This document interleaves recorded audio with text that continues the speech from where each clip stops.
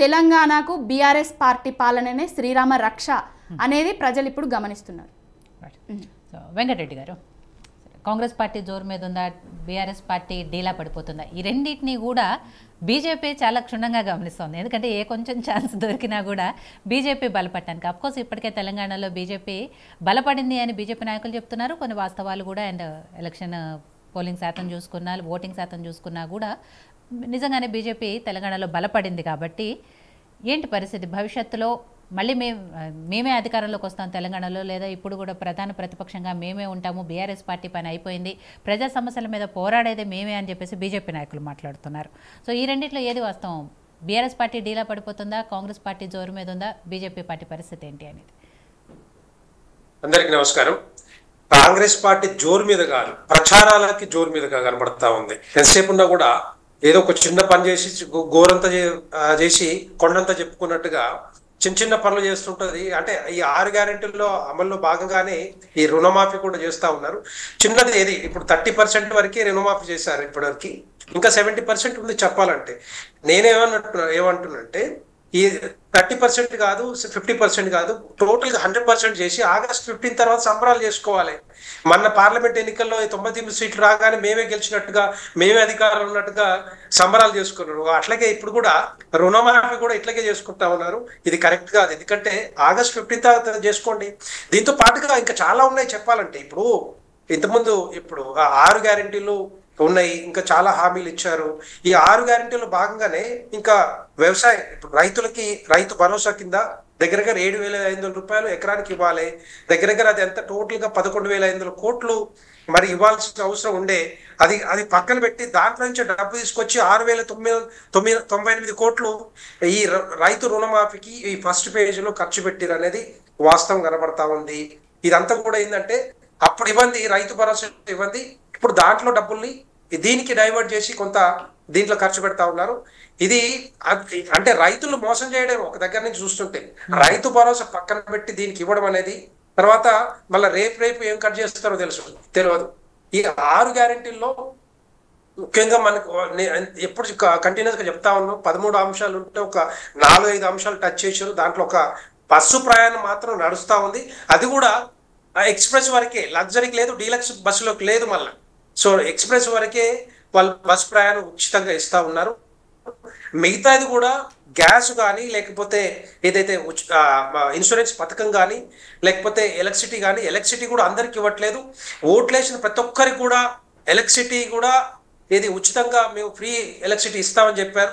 చాలా మంది రెంట్కు కిరాయికి ఉన్న వాళ్ళందరికీ మీటర్లు ఉండవు, ఇండ్లు ఉండవు, వాళ్ళందరికీ ఇట్లాంటివన్నీ వర్తించట్లేదు. సో ఇట్లాంటివన్నీ ఆరకొరగా కొన్ని మాత్రమే చేసి గొప్పలు చెప్పుకున్నట్టుగా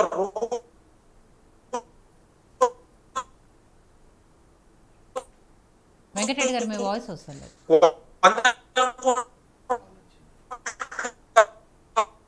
సిగ్నల్ ప్రాబ్లం. మనం చూస్తే హైదరాబాద్ లో ఏది ఇదంతా కూడా ఏంటంటే బేసిక్ గా చిన్న మొత్తం పూర్తిగా కంప్లీట్ చేయాల్సిందే. ఎందుకంటే 39 లక్షల మంది ఉంటే ఇప్పటికి 11.5 లక్షల మంది రైతులు మాత్రమే నిన్న వర్తింపజేశారు. చాలా మందికి ఆ లిస్ట్ లో నా పేరు రాలేదు, ₹1,00,000 రుణం తీసుకున్నాం, మేము లోపలనే తీసుకున్నాం, కానీ మా పేరు ఆ లిస్ట్ లో లేదు అని చెప్పేసి నిన్న ప్రతి మండలంలో వ్యవసాయ కేంద్రాలకి బ్యాంకర్ల దగ్గరికి వెళ్ళి కనుక్కుంటే మా పేరు రావట్లేదు అని చెప్పేసి అడిగితే, ఇప్పుడు రాదు, మీరు అప్లికేషన్ పెట్టుకోండి, 1 మంత్ తర్వాత మీకు సమాధానం వస్తుంది, 1 మంత్ తర్వాత మేము చెప్తాము అంటే 1 మంత్ తర్వాత మొత్తం టోటల్ కంప్లీట్ అయిపోతుంది. మరి ఎక్కడ వీళ్ళందరికీ ఎవరు ఇవ్వాలి? ఈ ₹1,00,000 రుణం మరి ఎవరు తీసుకున్నారో వాళ్ళ పేరు లేని వాళ్ళ లిస్టులో పేరు లేని వాళ్ళు మరి ఎక్కడికి పోవాలి, ఎట్లా ఇస్తారు, ఎవరు ఇస్తారు అనేది ఇప్పటికే ప్రశ్నార్థకం. ఒకటి మాట చెప్పాలి, బ్యాంకర్ల దగ్గర రుణం తీసుకున్నప్పుడు పంట రుణ వివరాలు కానీ, రైతుల వివరాలు, ఆధార్ కార్డు, పాస్బుక్ నెంబర్, ఇవన్నీ కూడా ప్రభుత్వానికి, తర్వాత రెవెన్యూ శాఖకి, వ్యవసాయ శాఖకి బ్యాంకర్లు పంపిస్తారు. మరి ఇవన్నీ పంపించినప్పుడు ఇవి లింకు కాలేదా? లింకు కాకపోతే నిన్న ప్రతి వ్యవసాయ కేంద్రంలో, ప్రతి మండలంలో ఇన్ని వేల మంది ఎందుకు వచ్చి మరి మా పేరు లేదని అడుగుతా ఉన్నారు. ఇవన్నీ కూడా మరి ఎప్పుడో డిసెంబర్లో రైతు రుణమాఫీ గురించి చర్చించినప్పుడు వాళ్ళు ఎక్సర్సైజ్ చేసిరు దీని మీద. అప్పటి నుంచి ఇప్పటి వరకు ఏం చెప్పేసి ఇది క్లియర్ కనబడతా ఉంది. ఇదంతా కూడా ఏంటంటే కొంతవరకు చేసేసి వాళ్ళ తర్వాత దాన్ని ఎగ్గొట్టడమో లేకపోతే ఇంకా పక్కన పెట్టడమో జరిగే అవకాశాలు ఉంటాయి. ఇవన్నీ కాదు.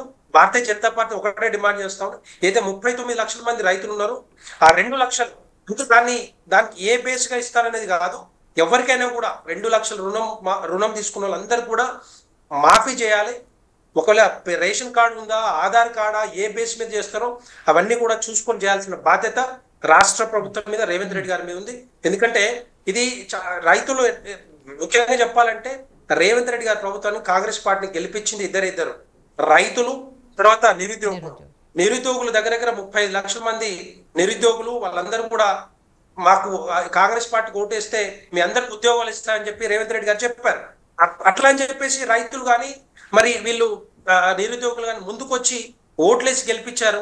వీళ్ళందరినీ కూడా గెలిపించినందుకు మరి మొన్న చూసాం, గత 20 రోజుల నుంచి నిరుద్యోగులు ఎంత గోసపడుతున్నారో, ఎన్ని ధర్నాలు చేసిర్రో, దీక్షలు చేస్తా ఉన్నారు. వాళ్ళందరినీ కూడా మరి పోలీస్ స్టేషన్లు పెట్టి కొట్టడం ఇవన్నీ కూడా చేస్తున్నారంటే ఎందుకు అంటే ముందే రేవంత్ రెడ్డి గారే చెప్పారు కదా, యూనివర్సిటీకి పోయి చెప్పారు మీ అందరికి ఉద్యోగాలు వస్తాయి, కాంగ్రెస్ పార్టీ వస్తుంది తప్పకుండా అని చెప్పేసి.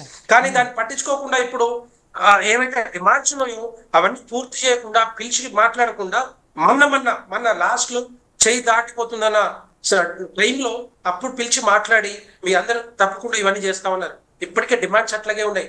దగ్గర గ్రూప్ 1 రేషియో 1:100 కానీ, లేకపోతే గ్రూప్ 2 ఉద్యోగాలు 2000 పెంచడం కానీ, గ్రూప్ 3 3000 పెంచడం కానీ, తర్వాత మెగా డిఎస్సి రేవంత్ రెడ్డి గారే ప్రధానంగా చెప్పారు. ఎలక్షన్ ముందు ఏమని చెప్పారు, కాంగ్రెస్ ప్రభుత్వం వస్తే మేము ప్రభుత్వంలోకి వస్తే మెగా డిఎస్సి 25,000 జాబ్స్ ఒకటేసారి ఫిలప్ చేస్తామని చెప్పారు. ఇప్పుడు మాట మార్చి మళ్ళీ 5,000 6,000 ఉంటే బీఆర్ఎస్ పార్టీ ఉన్నప్పుడు దాన్ని 5,000 కలిపి 11,000 మాత్రమే మరి డిఎస్సి ఫిలప్ చేస్తా ఉన్నారు ఉద్యోగాలు. 25,000 మాత్రం మళ్ళా అక్కడ కూడా మాట తప్పదు. అంటే నేను ఏమంటున్నా అంటే చిన్న కొన్ని చేసేసి మిగతా అన్ని కూడా మరి తప్పించుకోపోవడం అనేది చేయడానికి ప్లాన్ చేస్తా ఉన్నారు. ఎట్టి పరిస్థితుల్లో ఇది ఇది ఇది ఇది చేయడానికి ఇది ఎట్టి పరిస్థితుల్లో కంప్లీట్ చేయాల్సిందే. వాళ్ళు ఏవైతే చెప్పారో అవన్నీ కూడా కంప్లీట్ చేయాల్సిన బాధ్యత వారి మీద ఉంది. రైట్. సో శ్రవణ్ గారు, జోరు మీద ఉన్న కాంగ్రెస్ డీలా పడిపోతున్న బీఆర్ఎస్, సో సరే వీటిలో కారణాలు ఏంటి అని